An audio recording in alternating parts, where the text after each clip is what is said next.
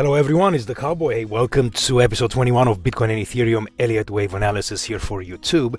Let's get started. So you guys can find me here on Telegram at Elliott Wave Cafe on the public chat, and there's a premium room also on Twitter at Elliott Cafe. Well, let's get started and see what's going on here in Bitcoin. Guys, we have made new all-time highs. It's exciting. Bitcoin continues to look pretty strong. We'll continue to look here for this kind of wave 3 cycle. See if we can finish this off, in the near future, possibly maybe towards the middle, maybe even the end of the year. So you can see that we have, I think we have finished this fourth wave primary, and I think this fifth wave has already started. The price action, it's been, a little slow, so, we're losing a little bit of momentum into this new highs. But, the trend continues to point to the upside. It looks up, but we have a little bit of a divergence here into the RSI. I talked about this, but I don't think it really means a whole lot. I mean, the price is the king here, and that tells you, at least at the moment, until we have some more confirmation of anything different, that the price action is up into the upside. So this wave 3 cycle remains in progress. This fourth wave primary could be already done, and we're looking for this higher fifth wave. If we jump over here on a 2-day chart, you can see our subdivisions: wave 2 cycle, 1, 2 primary, 1, 2 intermediate, 3, 4, 5. Couple of weeks ago we were waiting for this fourth wave to be completed, and we looked at it as a running triangle on the smaller time frames, and I think that it's done. Now you can see up here the targets are pretty high, and it doesn't necessarily have to hit those, but I've just kind of placed them for a visual look of where this kind of fifth wave might travel. If you can see in here, 100% of wave 5 compared with this wave 1, so distance travel in this fifth wave would be at about 145,000. That would, where this fifth wave would equal wave 1. Then you also have 261% of the cycle third wave, multiple of this wave 1 cycle. So these are some larger targets for the fifth wave.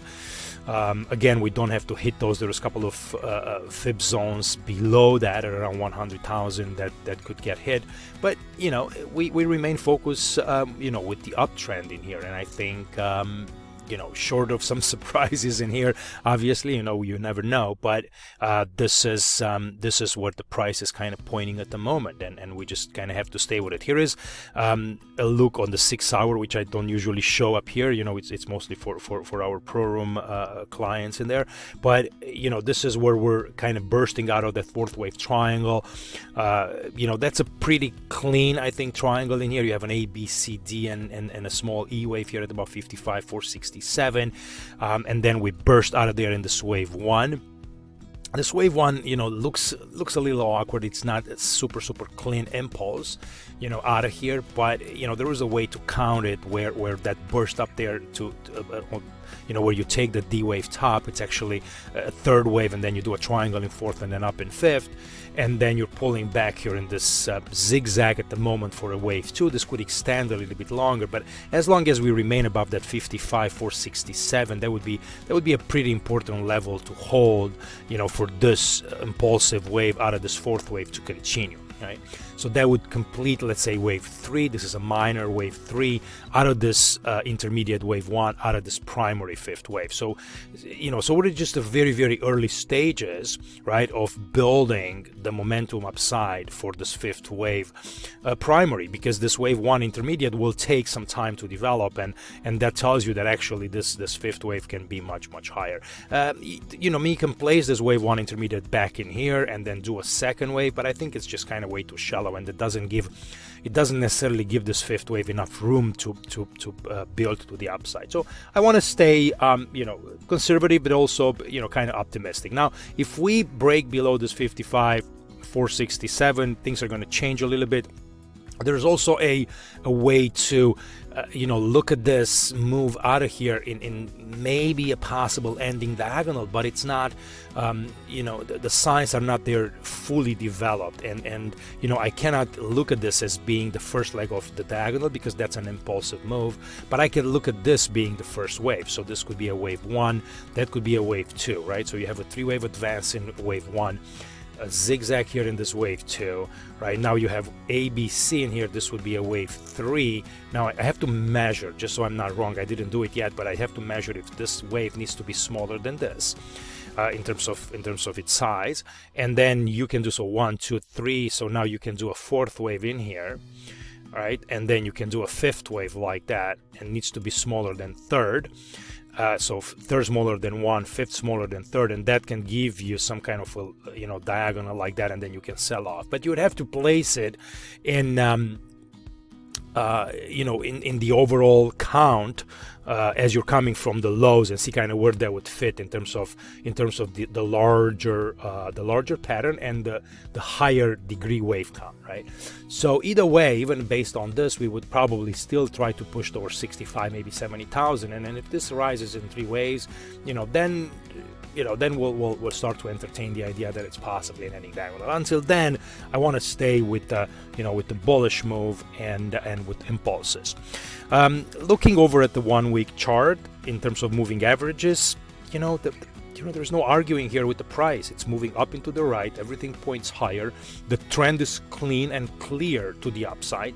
So there is no indication here, again, other than a little bit of loss in relative strength.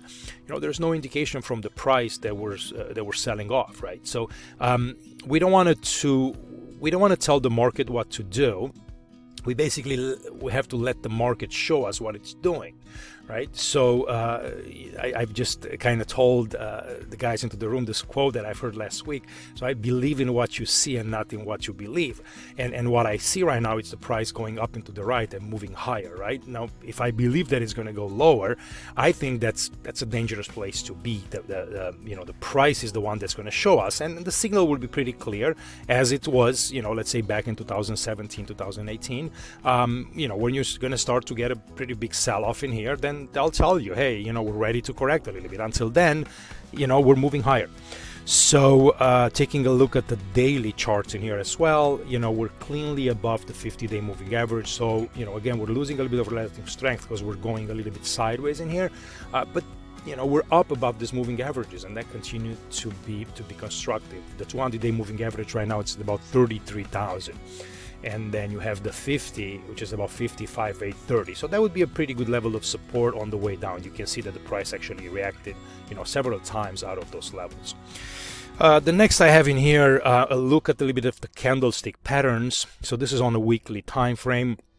Again, you can see the size of these weekly candles are starting to get reduced. So the price action over the past 1, 2, 3, 4, 5 weeks in here, it's been pretty narrow, right? In a very tight pattern, and we're looking at this explosion to happen out of this, triangle fourth wave into the upside, and it doesn't have a lot of strength. So I need to see, this market needs to show us a little bit more to gain confidence. Until then, it's a sluggish move to the upside. Up here on the April 18th, in terms of time travel, we will travel about twice the distance that we travel in this wave 1. Back in here, from 2019 here to July 2019, before the larger correction, and that would be kind of 200%. So that's kind of twice the distance. So I'm kind of watching that as well. And then, back in here, I'm not sure, I think it's in July somewhere, we would have 100% distance travel between this wave, the origin of the wave 1 in here, and the end of this wave 2. So that would be at about 100% back in there. So that's, a little bit of a time travel that I wanted to see. You can see up here the level again, 50,406. That's a big swing low on the weekly charts. And then again, the 261% multiple, it's up there at about 185. So, the weekly candles don't give me, any strong read on a bearish signal. I think the biggest one that we've gotten was the one that was back in here. This was a pretty clean bearish engulfing, but it failed. And every time a pattern like this fails, tells you there is a strong move coming into the opposite direction, which was confirmed by this weekly candle, which was super bullish. Mind you, until that happened, since that happened, we were just kind of narrow in here. So I'm not too happy with it, but again, there is no bearish indication just yet. If I would see something like that, again, just a big strong bearish candle coming down, then that would be a pretty strong signal that we are getting into a deeper correction. For right now, the weeklies continue to look solid to the upside. I haven't updated this as well, so this is from 2 weeks ago, but this is the seasonality of the month of April, and the blue line in here, it's kind of the average pricing since 2014. So month of April, it's a pretty positive month for Bitcoin and for cryptos in general. Let's say half those years were higher than that and half of them were below. Again, I don't have an updated one what happened in April, but I think it's probably pretty small positive gains in here. All right, let me show you a little bit also what Bitcoin is doing here relative to the S&P 500, because we have this correlation that I think continues to be very, very important, right? The S&P 500 continues to move higher, which means that we have a risk-on environment, a place where people are putting their money to work into equities. They're excited about the reopening of the economy, the stimulus packages that we're getting. So there is no big risk-off sentiment out there, and Bitcoin continues to follow that pattern as well, right? It's a risk-on asset, I would say.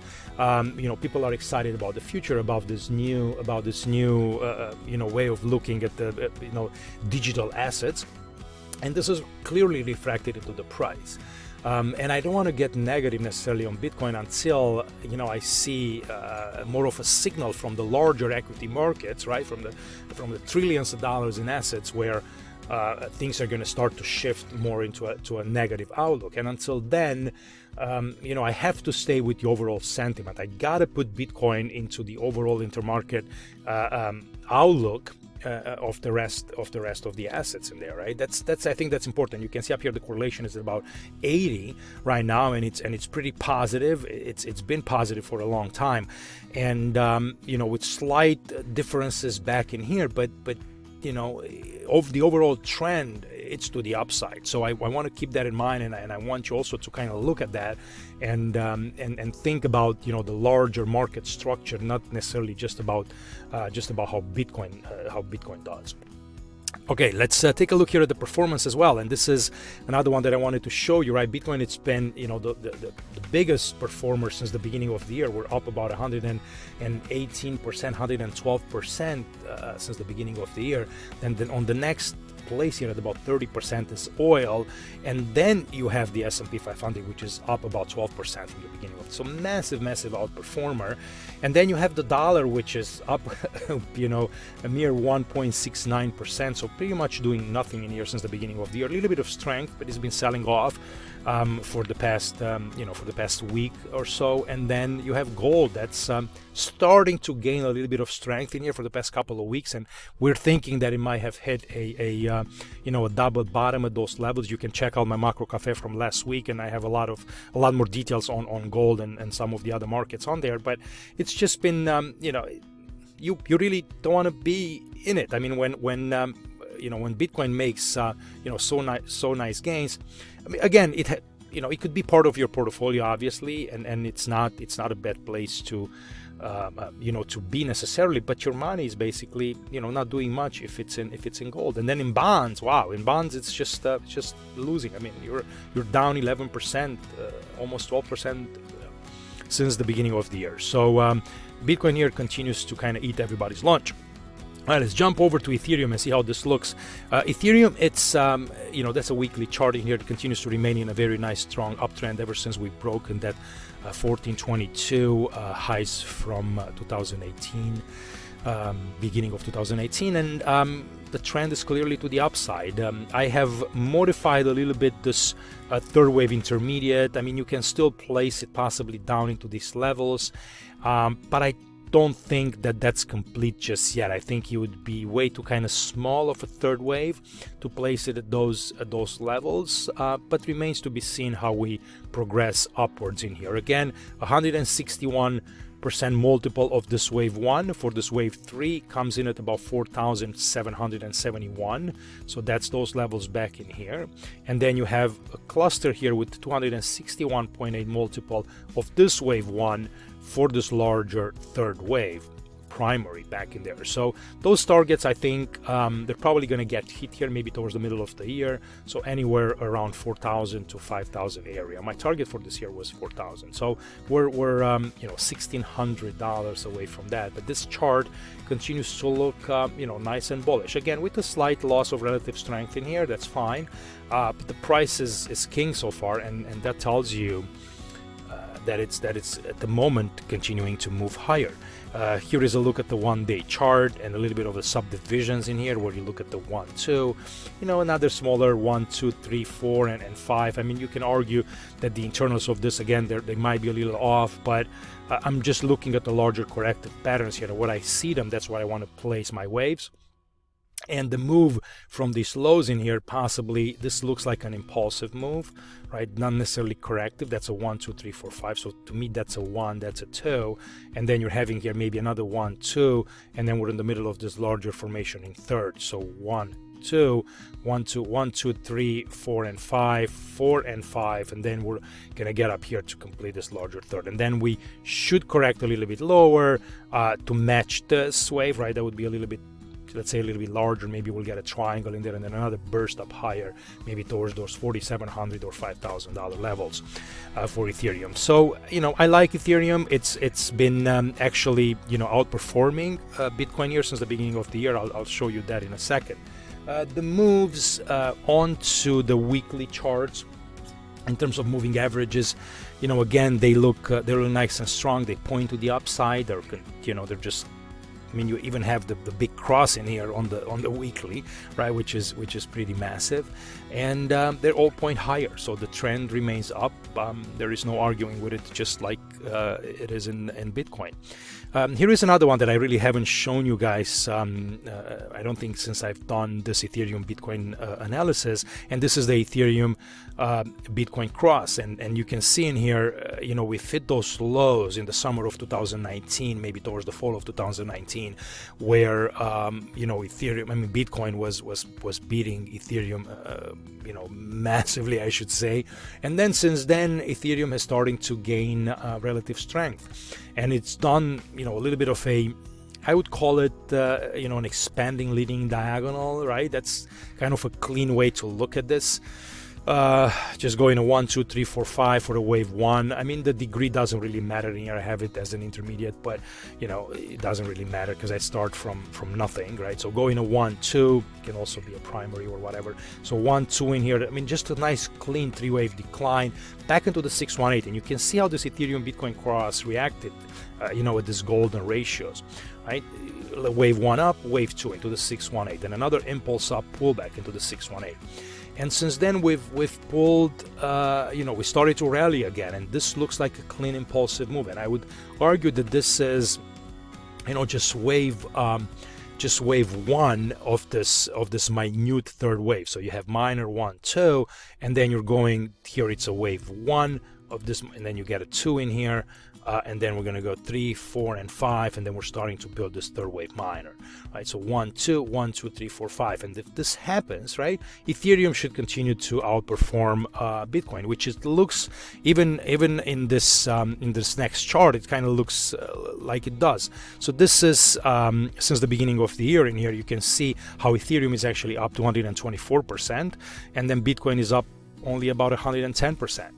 And the relative ratio in here, it's in the favor of Ethereum. This is kind of Ethereum to Bitcoin, and there was a period in here where it's been losing, right, for February and March, where it was kind of in the favor of Bitcoin for a little while. You could see that Bitcoin was rising, I think, at a faster rate up here than what Ethereum was doing. And then, we kind of stabilized as they were kind of correcting lower. And since then, Ethereum started to gain strength again. So I would watch this also for, who's stronger and who's weaker, and kind of how that relates into, anything you wanted to look at in terms of alts and all those aspects in there. But for right now, Ethereum, it's almost double the outperformance of Bitcoin since the beginning of the year. And here's a little bit, a look at the relative rotations And this is comparing it with the dollar. So the dollar here is the benchmark. And you can see, and this is a price going back about 14 days.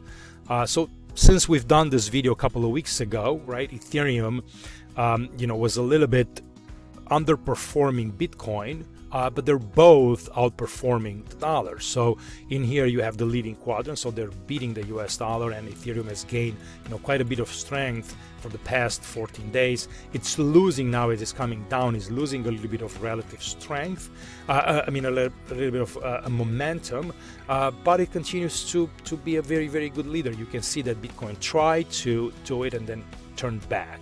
But all this means is that the trend is up on both of these, right? Ethereum and Bitcoin, they're continuing to, as long as they're on the right side of this quadrant, they're continuing to gain, against the US dollar in here. And here is the performance, right? 42% for the past 2 weeks on Ethereum, at about 11% for Bitcoin. And I'll show you the next one here. This is just Ethereum relative to Bitcoin. So Bitcoin here is the benchmark right here in the center. And this is the price action of Ethereum kind of going back a couple of weeks. You can see how it's been gaining, quite a bit of momentum in here and also relative strength. And since then, for the past, let's say 1, 2, 3, 4, 5, 6, 7 days, it's been losing the momentum, but continuing to outperform Bitcoin. And here is the performance as well, up here in percentages. So it's up into the right in here, right? Just kind of continuing to grind and continuing to beat Bitcoin. The moment it's going to kind of get back up here into this red quadrant, then we'll have a little bit of loss from the Ethereum side. Guys, again, thank you for watching, and I hope you enjoyed this. Please don't forget to hit the thumbs up button and subscribe. I want these videos to be seen by as many people as possible, so you giving us a thumbs up shows your appreciation for watching the information here, and I thank you for sticking with us for so long. The counts here into the subscriber continues to grow, so we passed 1,500 subscribers, which is awesome. You can find us here at Elliott Cafe _bot. That takes you straight to our kind of premium room. There is a 7-day free trial, no card required. You can see what we're doing in there, and this is some of the stuff that you're getting with your subscription. You also have access now, instead of needed a 3-month subscription to get access to our course, you can get it with a 1-month subscription. So if you learn everything in a 1 month, kudos to you, and there's a lot of information there if you want to kind of get going on that. But again, thank you guys for watching, and I'll see you again in a couple of weeks. Bye bye.